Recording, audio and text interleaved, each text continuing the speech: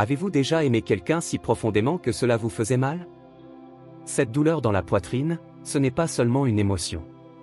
Carl Jung a découvert une vérité sur l'amour que la plupart des gens refusent d'affronter, il n'est pas là pour vous rendre heureux. Du moins, pas comme vous l'espériez. Nous recherchons l'amour comme s'il s'agissait d'un salut, croyant que la bonne personne effacera notre solitude. Mais Jung a prévenu que c'est là que le piège commence. L'amour ne vous complète pas. Cela vous expose. Les moments qui piquent les disputes, le silence, les attentes non satisfaites ne sont pas des signes d'échec. Ils sont la preuve que ça marche. Pensez à la dernière fois où l'amour vous a laissé à vif. Peut-être qu'ils ont oublié une date importante ou qu'ils ne vous ont pas réconforté comme vous en aviez besoin.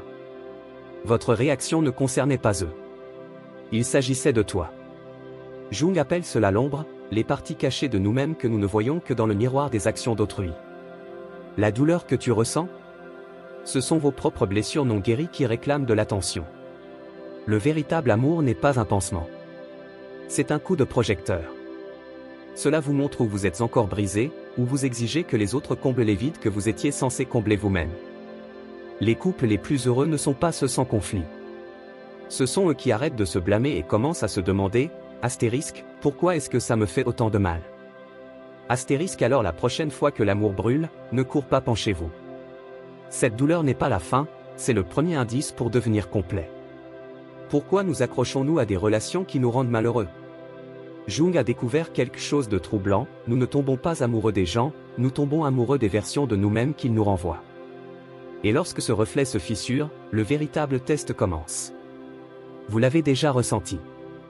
La lente apparition du fait que la personne que vous adorez n'est pas celle que vous imaginiez. Leurs défauts ressortent, la négligence, les tendances égoïstes, la façon dont ils vous échouent. La sagesse conventionnelle dit que cela signifie que l'amour est en train de mourir.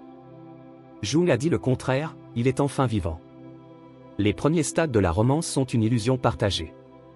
Vous projetez sur eux vos idéaux, ils projettent les leurs sur vous. Mais la véritable intimité commence lorsque ces projections se brisent.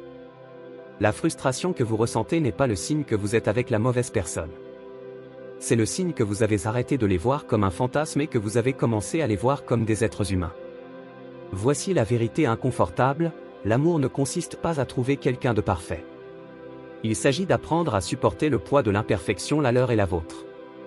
Les relations les plus solides ne se construisent pas uniquement sur l'admiration, mais sur le courage de dire, je te vois pleinement et je ne me détourne pas, alors quand le miroir se fissure, pas de panique. Ce n'est pas la fin de l'amour. C'est là que tout commence vraiment. Et si l'intimité la plus profonde ne se trouvait pas dans la convivialité, mais dans la séparation? Jung a observé un paradoxe, les amours les plus sains maintiennent leur distance. Pas de froideur émotionnelle, mais un espace sacré où deux individus peuvent respirer. Vous connaissez ce sentiment d'étouffement lorsqu'une relation devient votre monde entier? Les textes qui exigent des réponses instantanées, la jalousie face aux amitiés indépendantes, le ressentiment discret lorsqu'une personne grandit? Ce ne sont pas des signes de passion, ce sont des symptômes de peur. Peur de perdre le contrôle. Peur d'être seul. Peur de faire face à la terrifiante vérité selon laquelle aucune autre personne ne pourra jamais vraiment vous compléter. Jung appelle cela l'inconscient collectif, en guerre contre l'individualité. On nous apprend que l'amour signifie fusionner, mais la véritable connexion nécessite d'abord de rester ferme dans son propre être. Les amants qui durent sont ceux qui refusent de devenir les gardiens l'un de l'autre. Ils ne s'accrochent pas, ils choisissent, quotidiennement, de marcher côte à côte en tant qu'être à part entière. Regardez comment ils gèrent votre solitude. Est-ce qu'ils n'apprécient pas vos moments de calme? Ou comprennent-ils que l'amour n'est pas la propriété, mais la liberté de parfois se démarquer? Le « je t'aime », le plus profond n'est pas murmuré avec passion, il est démontré lorsqu'ils disent sans mots, tu ne me dois rien. On nous a tous appris que l'amour doit être un sentiment de sécurité, mais que se passe-t-il si le véritable amour est destiné à nous déstabiliser?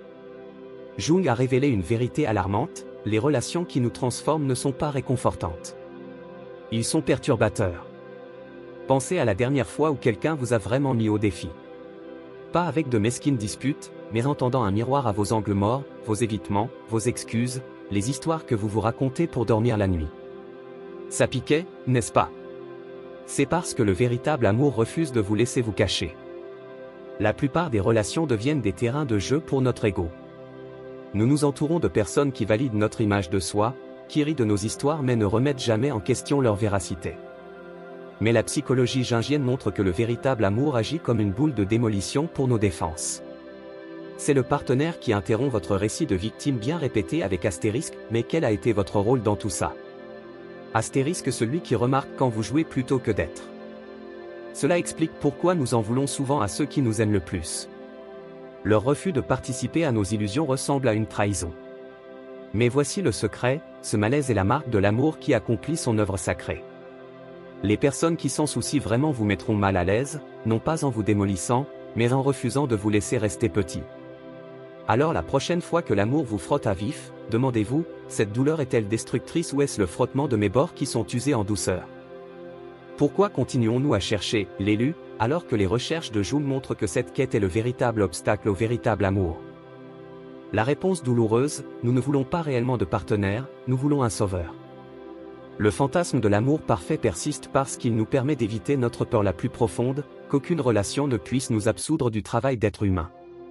Nous imaginons une âme sœur qui nous fera enfin nous sentir complets, nous sauvera de la solitude ou donnera un sens à notre vie. Mais voici ce que les patients de Jung ont découvert, dès que vous rendez quelqu'un responsable de votre intégrité, vous condamnez la relation. Regardez ce qui se passe lorsque vous arrêtez de vous attendre à ce que votre partenaire soit tout.